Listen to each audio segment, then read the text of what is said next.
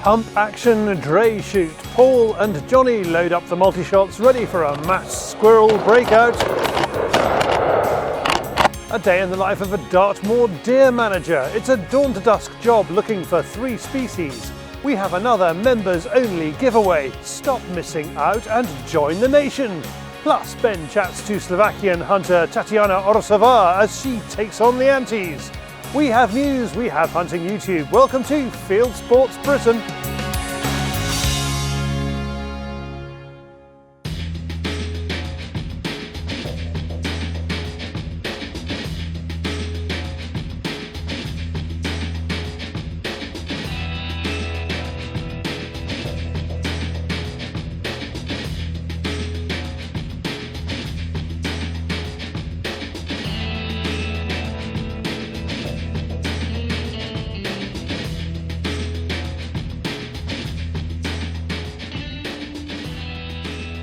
Pump action or semi-auto for an afternoon on the Squirrels.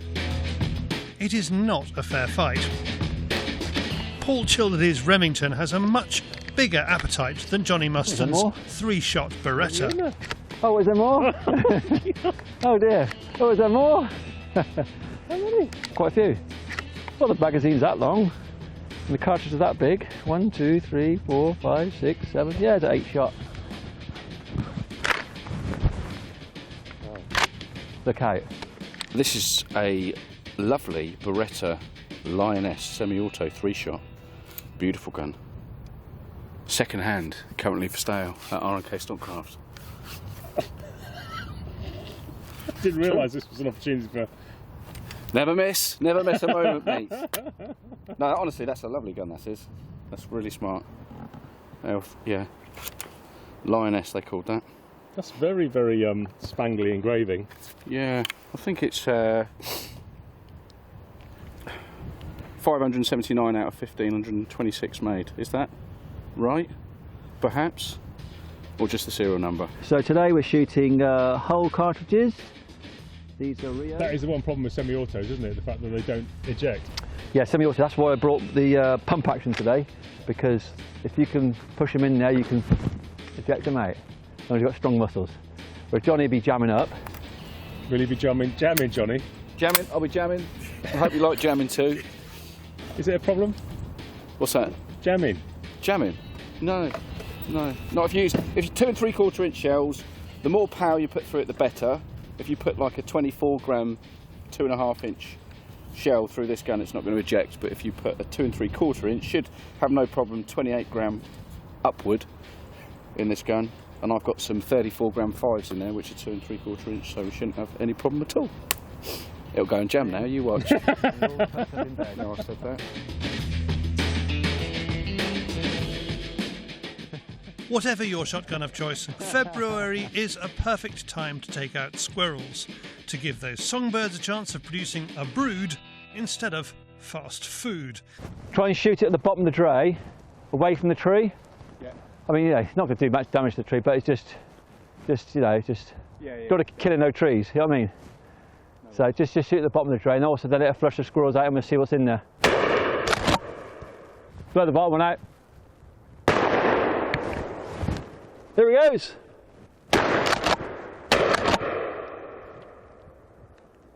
Right at the top.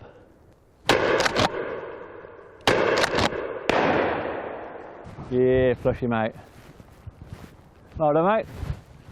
Expensive squirrel, but They are expensive. They are expensive. Cool, right, let's go. Next one. It's a bit like one of those drug busts you see on the news. One of Johnny and Paul take it in turns to kick in the front door, and while the pesky inhabitants make a run for it, the other collars them.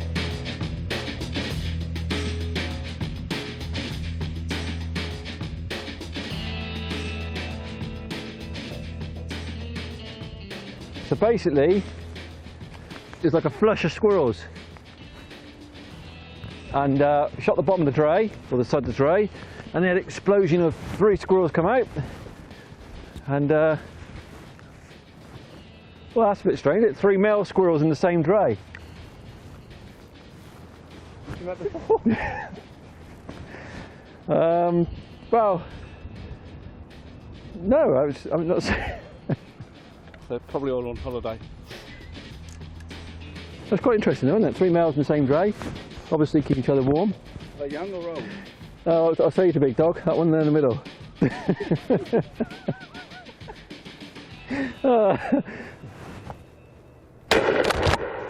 The thrill of dray shooting is the not knowing. Some look hopeless, then deliver. Others look palatial and hold nothing. Paul thinks there are summer and winter abodes. Summer dray, that's what that is. Summer dray. Summer dray. You have a summer house. Summer house and a winter house. Oh. Winter ones are normally thicker. Yeah. We'll see, I might be talking rubbish. We'll see if he does home. Now, see the dray was light as well? Yeah. So when it's shook when you hit it, Yeah. it's basically light. It's full of oak leaves, it's just light. So you want winter ones are thicker, got a lot more branches in there, a lot more thicker leaves. What is the most you've pushed out of a dray? 5 or 6. Yeah. All male? No, normally a mix. Normally it's like a family and a few extras, a few tag-ons. Some sofa surfers. Yeah. So, but no, never 3 males. Unusual that is. Maybe I haven't got an actual explanation for it. Maybe it's like the same as deer. Pushed out. Yeah, male squirrels that are not dominant, they all go hang out together, and then when it's breeding season, they all get out and get their territories. Don't know. New one on me. Might hopefully somebody will come back with that on the show and fill us in.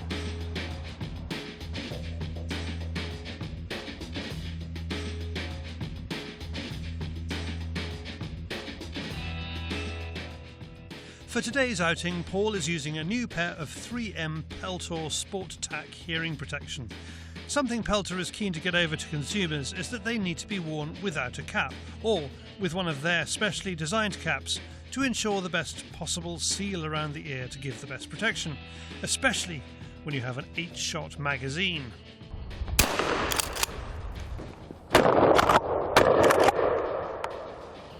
To the male. A lot of pest control is hard work. Rewarding, but hard work. Squirrel control with shotguns is just great fun, while doing the whole woodland ecosystem a favour. Unfortunately, the greys have muscled their way into our wildlife landscape when they should look as out of place as a zebra trotting down a forest ride. So doing stuff like this is really important. So this is where it's quite simple what squirrels, damaged squirrels do. You see the top of this young oak, you see where it's been ring barked at the top of the tree here. Outside this we've branched and snapped. On there, there's not actually one tree that hasn't got squirrel damage. So basically this plantation is written off. That one there, one tree. So yeah, for forestry, squirrels are absolute menace. So for those that think they're sweet little animals, when the guy's putting in serious amounts of money into forestry and woodland, it's a no-brainer that we've got to do this job. So well justified, I would say. What do you reckon, Johnny? I reckon so. Finally, Paul shows us another reason why he's pleased to have got nearly 20 greys today. Yeah, so you can see the hoppers we used to use. Basically, these are little holes like this. And these were the ones we used last year. And yeah, got a little spiral feeder in there. Spiral comes out, corn comes through it, and but they just hammer around it. They normally come in from here as well and go in there. And, yeah. The lid, look. Little blighters.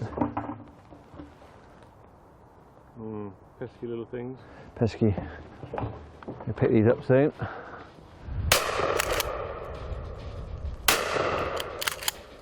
It's been a productive couple of hours, and it will mean the songbirds and Paul's feeders will have a better survival rate this spring and summer. If you want to know more about the used Beretta that Johnny is selling through R&K Stockcraft, drop him a line. And if you want to know more about the 3M Peltor range, go to 3m.co.uk. All the links in the description below.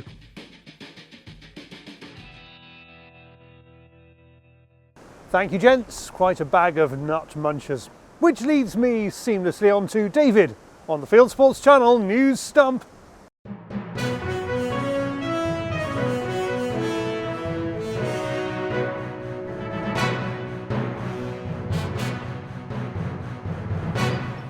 This is Fieldsports Channel News. Nearly all pheasants sold in the UK for food have lead shot in them, according to a study.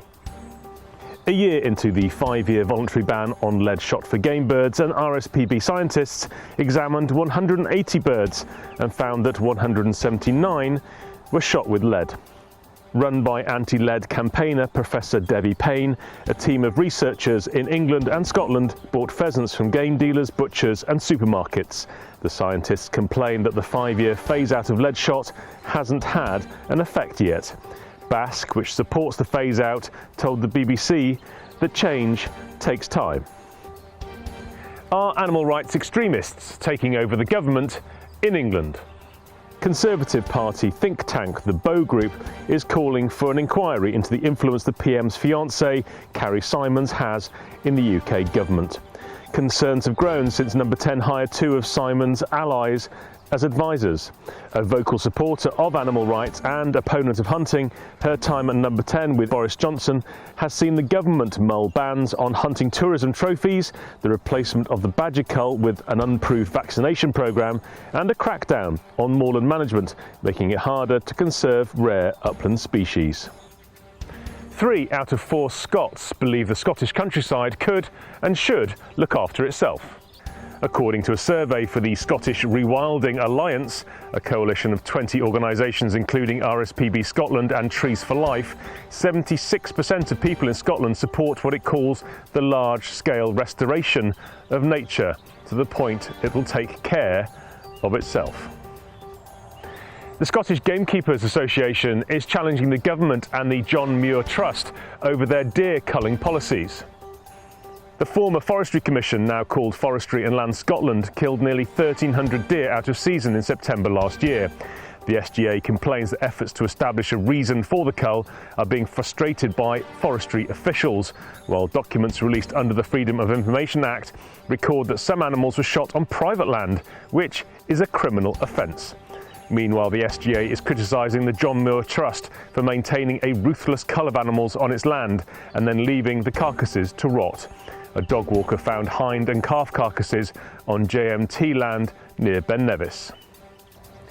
Staying in Scotland, and the Scottish Government is under pressure from Basque and the Scottish Country Sports Tourism Group. That's after the groups hit out at the decision to exclude country sports businesses from key funds for a second time.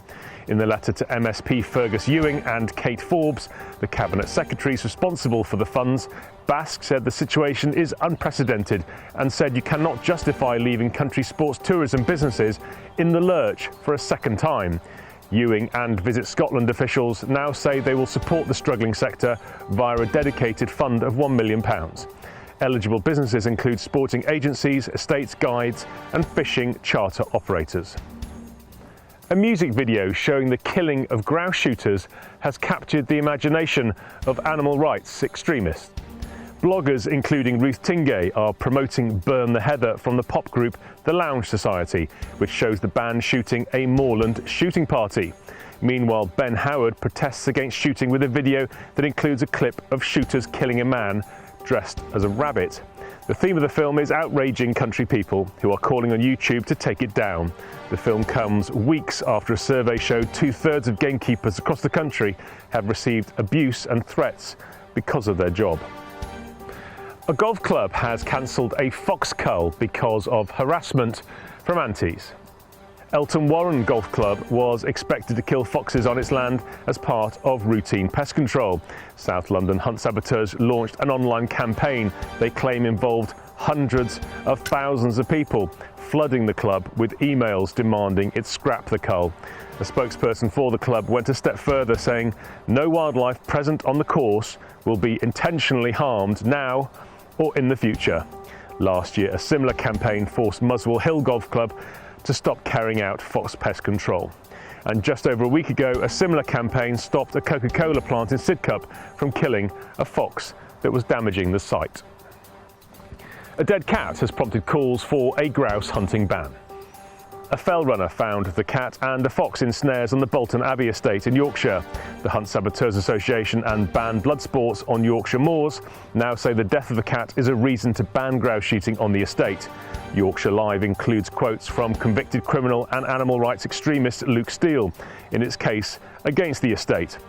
Bolton Abbey explains that the site is a protected area and it is allowed to snare foxes and cats in order to protect rare ground nesting birds. 3 giraffes have been killed by sagging power lines in a Kenyan national park.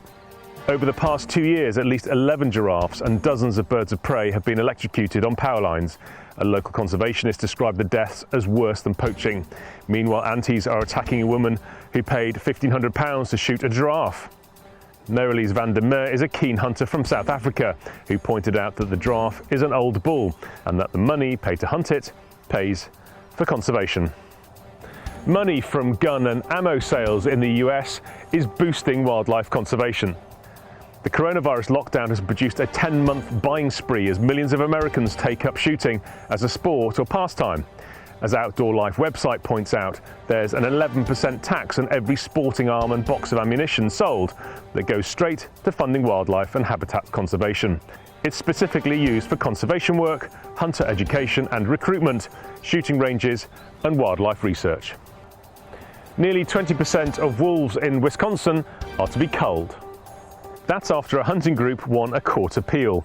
Wolves lost protection in January, but Hunter Nation, a Kansas-based hunting group, demanded to hold a week-long hunt. Republican state lawmakers also wanted to hurry the hunt through because they fear President Joe Biden will reinstate protections. Some 4,000 permits costing $49 each will raise nearly $200,000 for wildlife conservation. And finally, the recent rains in Australia has led to a boom in mice. NSW farmers posted this footage of mice in a haystack. The rodents are infesting farms, nesting in machinery and causing power and telephone outages. You are now up to date with Fieldsports Channel News. Stalking the stories, fishing for facts.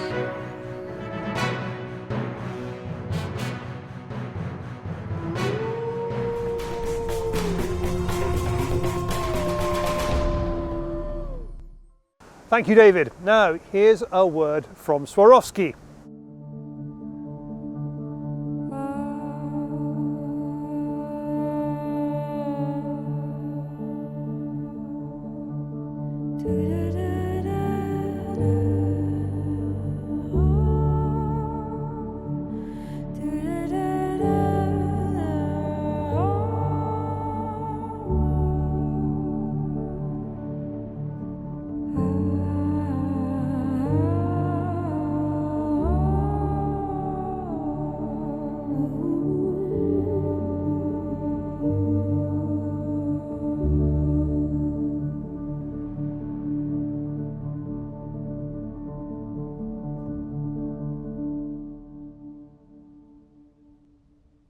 Right, if you are a Fieldsports Nation member, thank you. If not, why not? As you're going to be missing out on tens of thousands of pounds worth of kit giveaways and offers in 2021.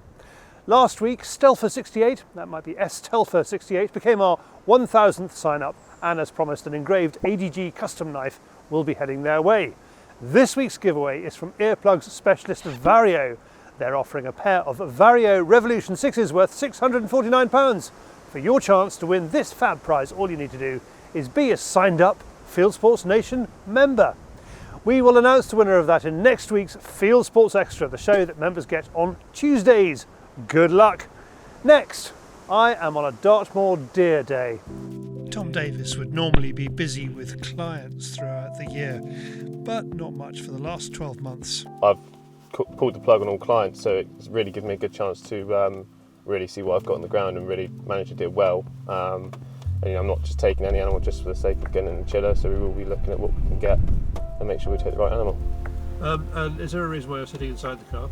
I don't want to get wet. I have already spotted a herd of fallow that's, I've just watched them with the thermal and they just walk straight into cover. It is a heavy downpour at the minute. Happily, the weather clears. It's early morning on the edge of Dartmoor in Devon, on a pheasant shoot where Tom manages the fallow population. So they're in amongst all the 30 in front of us. They're only about 70 yards away. We'll probably hang fire here for a minute, see if they move out. If not, we'll move and see if we can get in amongst them. See what we can do. Hopefully, anyway. We decide to wait it out, and dawn gradually lights up the woodland. But it lights up us too, and the deer sensibly jog on. The gaps are so fine through those trees. He doesn't take the shot, and the animals move away. They didn't stop for that look back. Further into the wood, we find plenty of sign of deer. So that's fallow bucks. Just marking, well, they're not during the rut, they're doing marking territory. I reckon this is probably just a few crickets playing around at the moment. They'll have a little battle with each other. Yeah, so they're just scraping out here. We saw a bit of fraying a bit further down. There's the snap of twigs to our right, and the animals that have clearly been watching us walk past melt into the wood further up the hill. They must have been watching us do that. They were right behind us the whole time. But yeah, that's how it goes. Then the "that's how it goes" improves. The same small herd of deer decides to circle left-handed in front of us. Tom has to make a quick decision on which animal he wants, and then to drop it.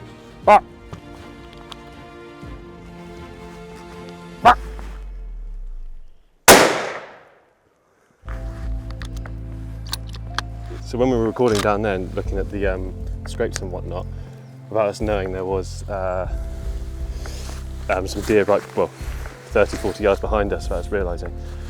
Of course they bumped when we turned around, and as we come through, they come out the rhododendron here and went up towards the open ground, and I managed to get a glance at as I was going up through here, and then when we got up, I managed to stop them up in the opening up here. I was straight onto sticks, and I picked out the doe second from the front, and what was left, what I could see, was a doe, follower and a fawn. She didn't go far. I saw her drop. She went 5 yards to her right and then about 5 yards behind from the shot site, which was great. So it's gone to plan. Shooting the animal is one thing, getting it back to the vehicle is another. Tom has to get the big doe over lots of obstacles between where he shot it and where he plans to gralloch it.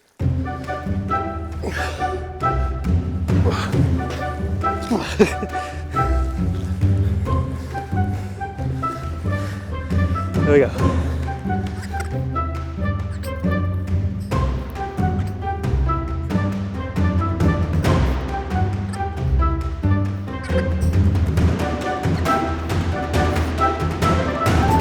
Keep out the dirt as best I can. The reason he wants to gralloch it at his vehicle is so he can show off the new, improved, custom-made hoist and winch in the back of his pickup. You may remember the outing a few weeks ago where it all went wrong. Yes, that outing. Well, now he has fixed that. It's a lot thicker, yeah. So it's a lot deeper, and a lot thicker gauge as well.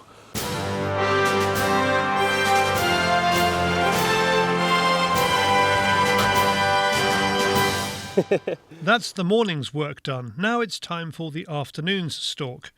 Tom plans a speculative walk in a wood where he has had good red and roe, but where he does not take stalking clients. First, let's talk heads. Tom has an impressive head at home, a silver medal, which he shot locally. I get up to medal class red stags in here. They are phenomenal beasts. I've got one here which has been here quite some years. He's still here. And I'm quite selective of what stags I do bring on through. And, I leave and what I cull. I do try and leave, anything that's got potential gets left, basically. Anything that doesn't look like it's got any potential, small body, poor growth, I'd take that out. If we come across something like that today, that'll be on the list. I haven't been here since November, so I don't, I've no idea what we're going to see today. This is more of a recce than, we're going to see deer there and we're going to go get them sort of thing. Okay, nice and subtle. So this is what I call my own private stalking, really. So no clients are allowed here. There are two reasons. The landowner likes to be private, and also I like to keep some stalking for myself, sort of my own hideaway. It's a huge valley. It's 3 miles from top to bottom. It's a typical Devon valley, it's like this. But very steep. It does help when you get a red down because they tend to roll down on the next track below you, which is great. So you can pick them up nice and easy. I love it in here. It's everything you could want for in stalking. It's fantastic. Tom says we will not see fallow here. we've got fallow 20 minutes that way, fallow 20 minutes this way. So in here it's just red and row ground. All to my right is all drilled fields. The row are going out on that at the minute. Again, we'll be selective. I won't, I'll be taking out any follower does, stuff like that we'll be looking for. So again, it's just my own management plan in here. I don't, it's not a cull as such. How about muntjac? I've never seen one. I haven't heard one bark or anything like that. I mean, the amount I'm out, if I would have thought at some point I would have crossed paths with one, but they're elusive animals, so yeah, there could be. There's been some squat on the dual carriageway not too far from here, so yeah, they're coming, but I haven't seen one myself yet. About a mile up the valley, Tom finds what he's looking for, the group that contains his old friend, the red stag. First glimpse for the thermal was I think it was 3 on the thermal, and straight away I could tell they were reds. Just simple, identification for the thermal. You got a long nose, long neck, and a huge body. So it's 3 to start off with. I never saw stag. I could just see hinds and a calf, what it looked like for the thermal. There's quite a lot of foliage in front, so it wasn't easy identification. And then when we stalked up here to try and get a clear view, and then we saw the stag. Yeah, obviously he's too nice to take. He's a nice young stag. Yeah, he's got great potential. He already is nice, but he's only going to get better at that age. Tom decides to take one of the hinds to help thin out the group. Good management of deer can include what's called a pyramid approach, where the deer manager takes a diagonal slice out of the herd every season. Imagine the herd as a pyramid with larger animals at the top and smaller and less good quality animals at the bottom. Depending on your herd size, if you shoot one large animal, you aim to cull 2 or more mid-sized animals and even more smaller animals in order to maintain the shape of the pyramid. And yeah, after the shot, they weren't too twitchy. They moved on a bit and they stopped here 100 yards from us, didn't they? It's just, which is great. It's nice to, when the deer are like that, you don't, otherwise you just end up pushing away. Here in Devon, the reds do tend to, they'll move around the valleys a lot. Each valley comes down off the moors like a vein, so they do, they'll just move from valley to valley. But it's nice to see he's still here with the hinds. I was confident with the shot, and it looks great. Hopefully we can go up there, find a good trail, and let's go back to that same thing. I shot it, I'll drag it. As it turns out, finding the hind is not easy. It runs down after the shot, as expected, but then turns and runs along for 20 metres, and the trees and scrub are thick here. Even though it is only 20 metres, it takes time for Tom to locate it. We want to go for a roe doe, but we are starting to lose the light. So I spotted 2 roe on the other side of the valley, nearly a mile away, but I picked them up with the thermal. Need to identify because they're a long way, but yeah, from what it looks like a doe, and it's fawn, so yeah, managed to pick them up. Wrong side of the valley for us though, I'm afraid. Famous words, that's hunting. As Tom says, that is indeed hunting, but it's good to see them, and goes to show you can take 3 species of deer in a day on Dartmoor if you put in the hours, and you are lucky. If you would like to go deer stalking with Tom, you can find him on Facebook and Instagram. Links are in the description below. Hard work and a great day with Tom. Nice to think he does that almost every day. Next, our half-man, half-bear Croatian friend Tomo Svetic dropped us a line recently and suggested we talk to a woman called Tatiana about her hunting life and how she's fighting the nonsense and non-science they're spouting about wildlife management in Slovakia. A group of brown bears takes a break from roaming around a forest in Slovakia. It's the kind of scene that would prompt animal rights groups to give them all names and daydream about cuddling them. They're just so cute. In reality, one wrong move near this mother and her cubs could mean a fatal mauling. It is cute just to look at it from the camera. Tatiana Orosová is a hunter, shooter and former competitor on US reality show Extreme Huntress. She's been studying brown bears in Slovakia for more than 15 years and says the population is booming. 100 years ago they were nearly extinct. The trouble today is there are too many, and a government infiltrated by antis is denying hunting permits, the tools introduced to control numbers. In 2014, we've had a DNA count of the bear population, and there were about 1,256 individual brown bears, and the estimated sex ratio showed a deviation favoring females compared to males. And if we take the facts like life expectancy of the bear, the sex ratio, the sexual maturity, the birth rate, death rate, and strictly regulated hunts, so we can estimate the count of the population now in 2021 about 2,600, which is a pretty big population for 14,000 square kilometers of the Slovak forestal area. The problem is that the young ones are pushed away from their natural habitat by the older bears. So they are looking for a shelter or food close to the humans. It has like a negative effect on their ethology. And this synanthropic behavior, they are losing the instinctive fear, their caution, and they are becoming really problematic and even dangerous to people. From 2015 to 2020, like the average of attacks which were reported to the State Institute of Nature Protection were about 40 attacks per year. But this was kind of an unfinished attacks, so they didn't bite or hurt the human. But we have in average maybe 3 to 5 attacks that actually people got to the hospital because of bears. Bear is included in Annex 4 of Habitat Directive, which means they are included in strictly protected animals. So you need to get the permission from the Ministry of the Environment, and then the non-governmental organizations, they challenged and subpoenaed these hunts. And the Ministry of Environment was losing all the legal disputes. Now the government changed, and now the Ministry of Environment is ruled by the people from the non-governmental organizations or through their people. So past two hunting seasons, no hunting permits were given. We already see the problems with visits in the counties and villages in a county called Vysoké Tatry. So in 2015, there were already 248 reports of brown bear presence inside the residential of the county. In 2016, it was 485, 591 in 2017. There was also around 500 in 2018.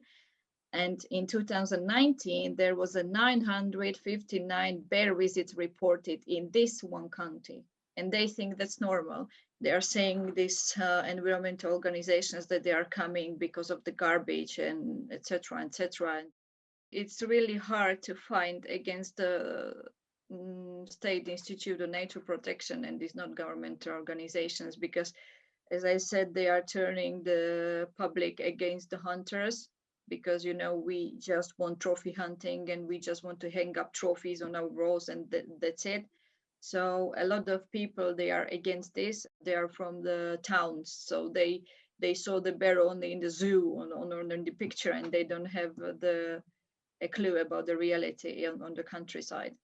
I'm really aware of this, that it will not change until there will be a few cases that people got killed by a bear. Last year, the reassignment of the bear from this Annex 4 of the Habitats Directive to the Annex 5, which is protected species, but the species can be managed. But I'm really afraid that there need to be kill cases to move forward with this. Thanks, Tatiana. And now from the bears of Eastern Europe to the wider world of hunting and shooting on YouTube, it is Hunting YouTube.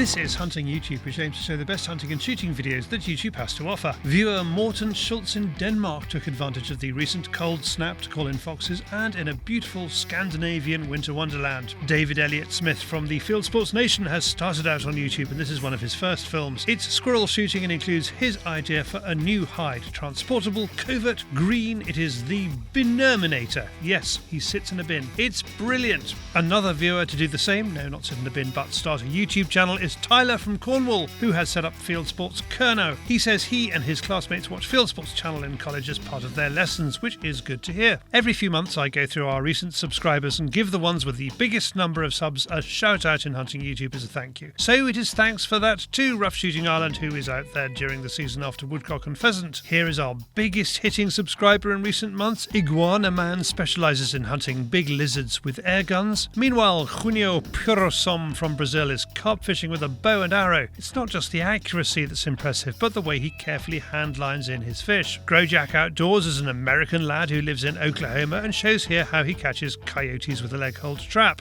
He is a Fieldsports channel viewer and has to cope with rules that are a bit topsy-turvy over here compared to his. He has to wait for his dad to come and shoot it. And finally, someone pointed me to this from 2016, the US politician Ted Cruz, who is in trouble with the media for skipping off to Mexico while his home state of Texas is hit by bad weather, shows how to cook bacon Texas style on the barrels of a hot automatic. That's it for this week. I've put all these films into a playlist for you. Click on the eye symbol top right or check this film's description. If you have a YouTube film you would like us to pop into the weekly top 8, email me the link, charlie@fieldsportschannel.tv.